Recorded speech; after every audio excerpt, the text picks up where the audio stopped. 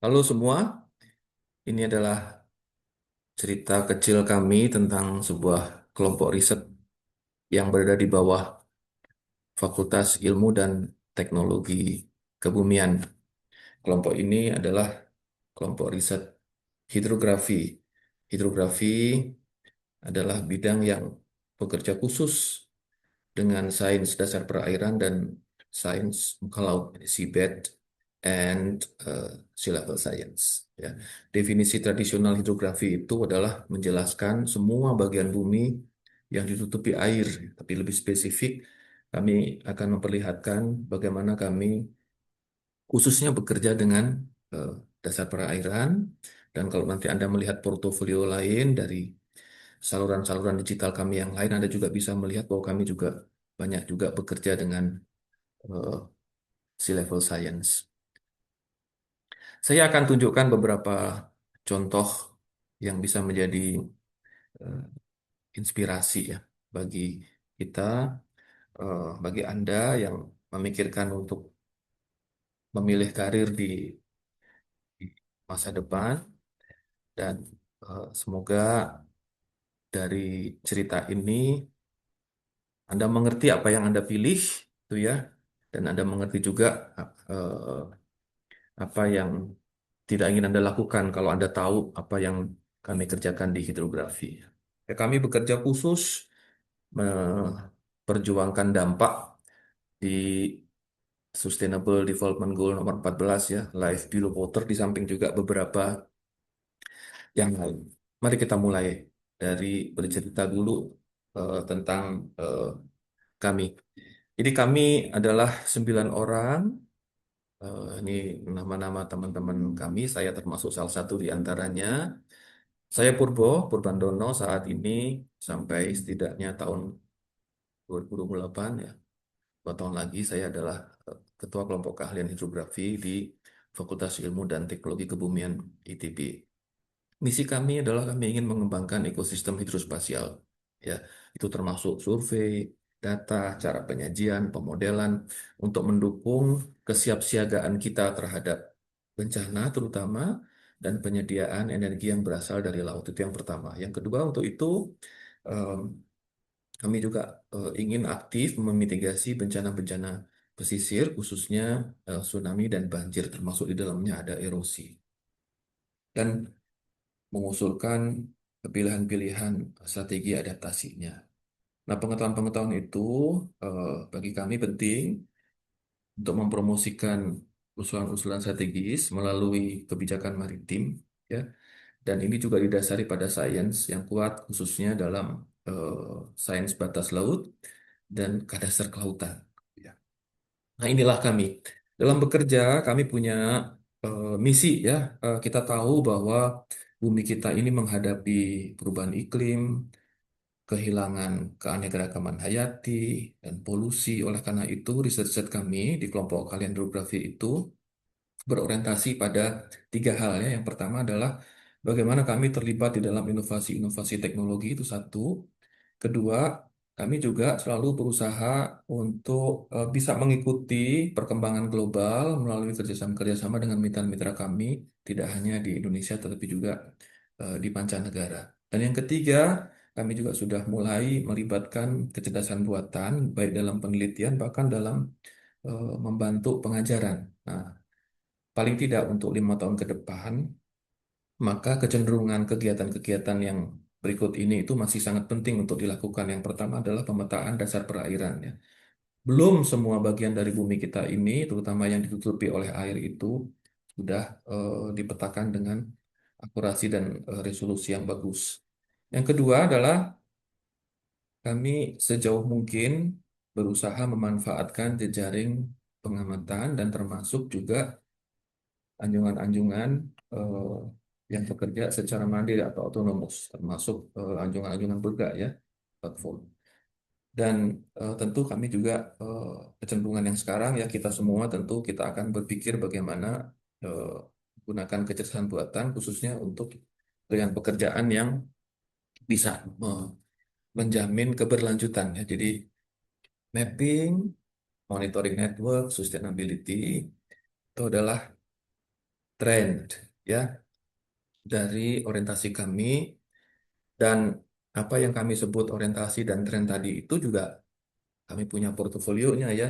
Jejak-jejak digital kami bisa kita lihat dalam inovasi teknologi, penciptaan alat-alat yang sederhana, murah gitu ya, kerjasama global, regional, pemanfaatan kecerdasan buatan, dan kami juga aktif melakukan dalam konteks kerjasama global itu kami juga aktif melakukan kegiatan-kegiatan penelitian bersama, pemetaan laut, membuat jaringan pengamatan ke laut, dan bekerja untuk keberlanjutan. Nah, ini barangkali yang sebetulnya menjadi inti dari penelitian yang saat ini akan menjadi peta jalan yang saya rasa akan cukup panjang sampai dengan 10 hingga 20 tahun ke depan, yaitu keterhubungan antara pemetaan dasar perairan dengan penggunaan kecerdasan buatan dan eh, teknologi otonomus, ya. Kemudian eh, keterhubungan antara kecerdasan buatan dan teknologi otonomus dengan jejaring pengamatan laut, ya. Kemudian nanti akan terhubung juga dengan perubahan iklim dan keanekaragaman hayati. Dari situ terhubung dengan infrastruktur yang berlanjut ya. Dan itu tentu tidak mungkin kita bisa lakukan kalau kita tidak punya pengetahuan tentang habitat bawah air yang memerlukan pemetaan. Jadi semuanya itu saling terhubung ya. Jadi yang saya maksud topik di sini adalah keterhubungan antar topik-topik yang di situ yang kemudian ditawarkan sebagai topik-topik riset. Jadi kalau Anda melihat memperhatikan di gambar yang sebelah kiri ini ada nomornya ya, satu, dua, tiga, ya, empat, ya, lima, enam, itu ya. Nah itulah apa namanya eh, apa namanya yang kami maksud tadi ya. Ini ya satu, dua, tiga, empat, lima, dan enam inilah topik-topik yang yang saat ini akan menjadi perspektif kami ya dalam dalam melihat akan kemana kami melangkah untuk paling tidak 10 hingga 20 tahun ke depan.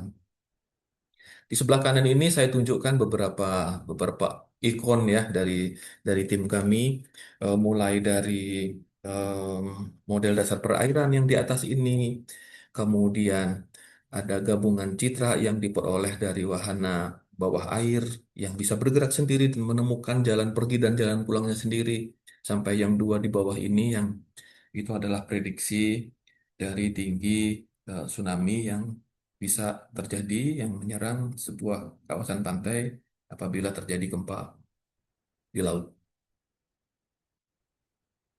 Nah, itu tadi yang pertama kita sudah bercerita tentang eh, siapa eh, kami. Nah, sekarang saya akan lanjutkan dengan bagaimana cara kami bekerja ya. Em, saya rasa penting juga untuk menghadirkan paparan ini kepada khalayak, mengingat yang pertama adalah kami selalu berusaha merekrut bakat-bakat yang yang punya motivasi yang bagus ya untuk bekerja bersama-sama dengan kami ya. Mulai tahun ini kami merekrut periset pasca doktor dan doktor gitu ya. Mudah-mudahan ini akan berlangsung terus ya. Setidak-tidaknya ini kami sudah mulai dengan model yang seperti ini dengan proses yang kami usahakan sebaik mungkin sehingga kami mendapatkan bakat terbaik dari yang tersedia saat ini gitu. Mereka akan segera dikontrak mulai tahun ini dan bekerja eh, untuk penelitian-penelitian kami. Sebelum tradisi perekrutan pasca doktor dan doktor ini sebetulnya kami sudah lama ya. Yang sebelah kanan ini contohnya misalnya ya. Ini mahasiswa S1 kebetulan di program studi Teknik Yudisi dan Gematika ITB yang setiap tahun direkrut untuk menjadi asisten mata kuliah ya. Nah, beberapa dari mereka biasanya melanjutkan ke capstone dengan topik-topik yang terkait dengan hidrografi, kemudian mengambil fast track untuk mengambil tesis hidrografi dan menjadi kandidat-kandidat terbaik untuk program S3 setidak-tidaknya eh, untuk ITB, dan banyak dari mereka juga yang kemudian melanjutkan studinya di luar Indonesia gitu ya. Penting bagi kami untuk menarik anak-anak muda yang berbakat ya, yang bersemangat untuk bekerja bersama-sama dengan kami. Itu yang pertama. Yang kedua, kami juga ingin persisten menjalankan menjalankan peta jalan penelitian kami ya. Ini seperti saya sampaikan di awal tadi, yang penting bagi hidrografi itu adalah seabed science ya. Jadi semua teknologi, semua eh, eh, apa namanya algoritma pengolahan data ya, sensor itu ya, itu kita kerahkan untuk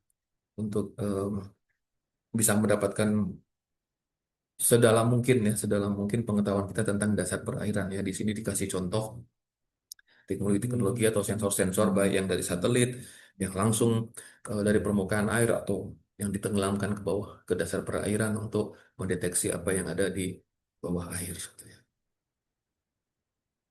Em, Kami juga tidak bekerja sendiri ya.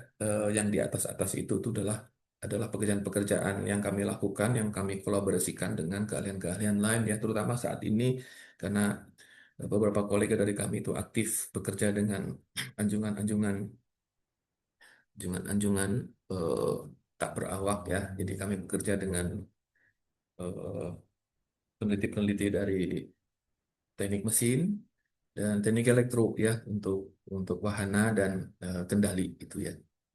Yang di bawah itu beberapa ilustrasi gambar dari kegiatan kami setidak-tidaknya tahun lalu. Kami bekerja sama dengan Hamburg melakukan penelitian bersama ya, meluncurkan sensor-sensor generasi terbaru untuk sejauh mungkin mendapatkan gambaran dasar perairan yang lebih akurat gitu ya. Dan kami juga berjejaring dengan komunitas hidrografi sedunia melalui International Board of Standard and Competencies in Hydrographic Surveying and Nautical Cartography itu ya, IABSC. Ini badan yang dibentuk oleh FIG, IHO dan ICA ya. Nah, eh, dari pergaulan semacam itu, dari kerjasama kami dengan bidang yang lain, itu kami mendapatkan banyak sekali manfaat ya, karena pikiran menjadi lebih terbuka, kesempatan menjadi terbuka, eh, bisa saling menguatkan gitu ya dengan kelebihan kita masing-masing. Dan saya rasa ke depan kami akan terus lakukan dan akan akan fokus melakukannya dengan cara yang seperti ini gitu ya. Nah, kami juga memperkuat kehadiran kami karena sekarang eranya era digital. Kami punya kanal YouTube ya, Hidrografi ITB. Di situ ada materi kuliah, ada film dokumenter, ada wawancara saya rasa ya. Jadi itu bisa dilihat, bisa dikunjungi, tinggal diketik Hidrografi ITB di YouTube. Eh, Nanti itu bisa dilihat di situ apa yang kita bisa lakukan. Bahkan kuliah-kuliah juga sudah kami buka di situ ya, kuliah-kuliah di program sarjana maupun beberapa yang untuk program pasca sarjana.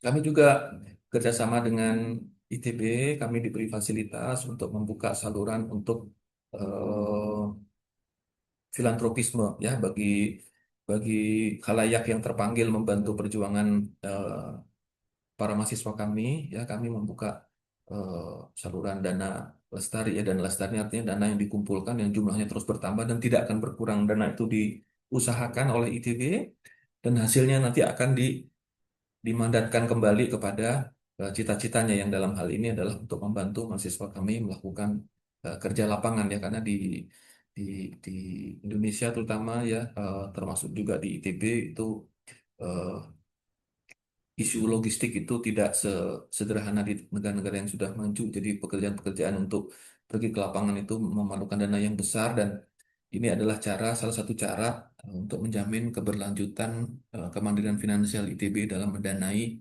pendidikan, sehingga bisa memberikan kesempatan bagi para mahasiswa kita mendapatkan layanan pendidikan yang terbaik begitu.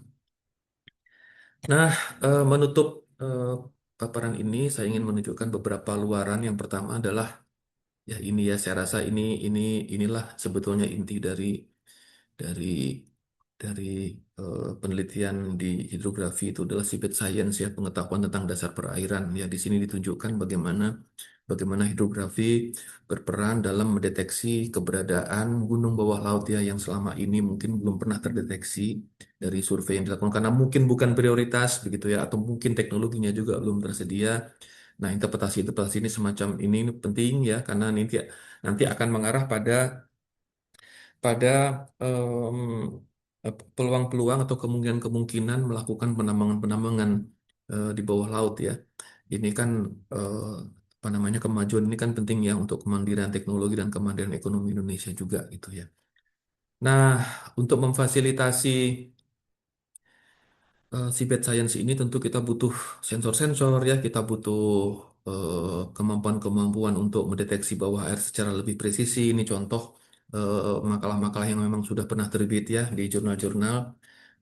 Ini adalah robotics ya dan precise soundings ya, yang apa namanya, membantu hidrografi dalam mendeteksi sejauh mungkin em, unsur-unsur yang ada di dasar perairan gitu ya. Nah, dari situ kemudian oceanographer, meteorologis bisa membuat model-model ya, model-model dalam hal ini model tsunami ya yang dibuat ya di perairan pesisir jauh bagian selatan yang memang menjadi tempat ancaman tsunami karena karakteristik geologinya itu ya. Nah, dari situ kemudian kita naik ke sea level science ya, eh, dalam konteks eh, pengambilan kebijakan, pengetahuan tentang aspek-aspek geodesi di laut ini menjadi sangat penting ya untuk meminimasi konflik, karena konflik itu isinya apa, energinya besar ya. Eh, oleh karena itu apa yang kami lakukan ini mudah-mudahan bisa bisa berkontribusi pada penyelesaian-penyelesaian konflik, terutama batas di laut. Saya rasa itu yang bisa saya sampaikan. Terima kasih sudah menonton, terima kasih juga sudah mendengarkan. Silakan kalau ada pertanyaan-pertanyaan bisa Anda ajukan. Di sini ada tautan untuk berkunjung ke laman kami. Anda juga bisa berkirim surat elektronik ya. Semoga menikmati penjelasan kami dan terima kasih.